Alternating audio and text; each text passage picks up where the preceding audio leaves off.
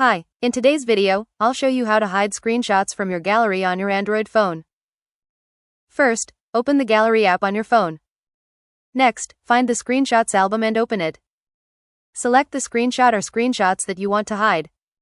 Then, tap the More menu or the three-dot icon in the top corner. Choose Move to Secure Folder, Hide, Archive, or Lock, depending on the features available on your device.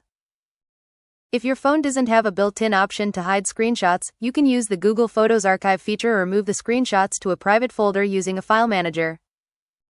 Once you've finished, the selected screenshots will no longer appear in your main gallery view or will be stored in a private location, depending on your phone. That's all. You've successfully hidden your screenshots on your Android phone. Happy watching. Don't forget to subscribe for more tutorials.